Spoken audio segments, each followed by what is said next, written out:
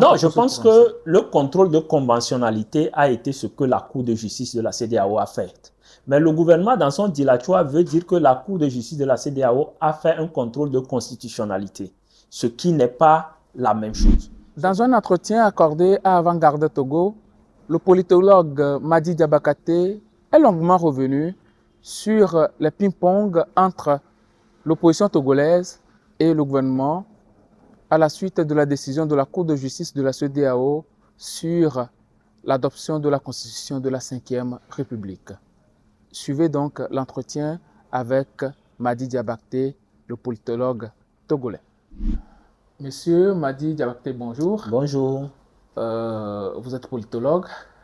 C'est vrai que vous n'aimez pas trop quand vous donne ce titre-là, mais c'est ce que vous êtes. Bon, on assiste depuis quelque temps à un jeu de ping-pong, réponse contre réponse entre l'opposition togolaise et le gouvernement togolais suite au dernier arrêt de la Cour de justice de la CEDEAO. Premièrement, est-ce que c'est au gouvernement de répondre à la classe politique de l'opposition? Bon, disons que le gouvernement avait l'opportunité d'aller répondre à Abuja, sauf qu'il était absent. Et donc aujourd'hui, après la décision, il veut parler, alors qu'il avait l'opportunité de parler avant que la décision ne soit prise. Bon, il est dans son rôle qui est celui de défendre le choix pris par le parti UNIR de nous amener à la Ve République. Maintenant, la question de fond que je voudrais que chacun d'entre nous ait en termes de choses, c'est que la Cour de justice de la CEDEAO a dit que le gouvernement togolais a violé l'article 23 de la CADEG. Est-ce que la sortie du gouvernement dit qu'elle n'a pas violé? Non. Ça veut dire que tout le reste n'est que du dilatoire et il revient au gouvernement aujourd'hui de prendre note et acte du jugement et de se conformer à l'article 23 de la CADEG. Comment est-ce que le gouvernement peut arriver à se conformer à l'article 23 de la CADEG quand on voit déjà la posture du gouvernement face à la Cour de justice de la CEDEAO, dont le gouvernement estime que c'est une cour incompétente? Non, je pense que le contrôle de conventionnalité a été ce que la Cour de justice de la CEDEAO a fait. Mais le gouvernement, dans son dilatoire, veut dire que la Cour de justice de la CEDEAO a fait un contrôle de constitutionnalité, ce qui n'est pas la même chose. Secondo, aucune disposition en droit interne ne peut être contraire aux conventions internationales auxquelles le Togo est parti. Et c'est ce que la Cour a visé.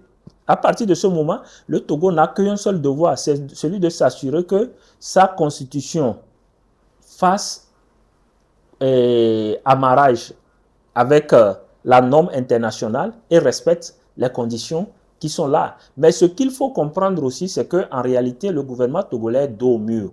Parce que l'article 23, quand il est violé, et que l'article 24 doit être pris en considération, ça veut dire même que tous ceux qui parlent aujourd'hui ne seront plus autorisés à parler. Ça veut dire aussi que s'il faut mettre en place une constituante, faire une transition pour organiser un nouveau référendum et tout ça, ils ne sont plus autorisés à parler au nom de l'article 25 de la CADEG.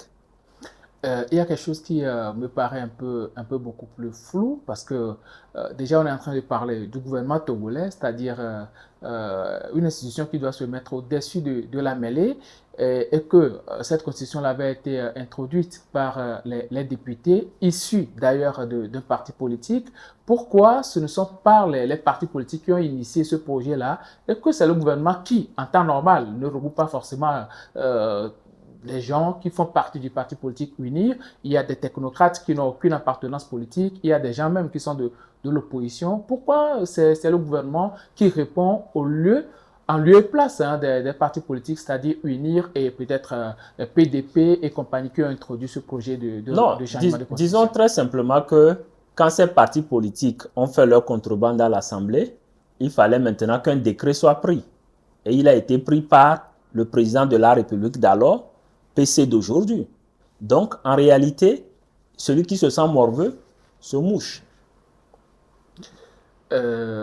Bon, dernière question hein, sur ce sujet, puisque nous sommes fils et filles d'un même pays.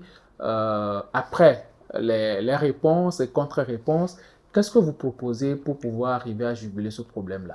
Non, je pense que la CADEG a déjà montré la voie.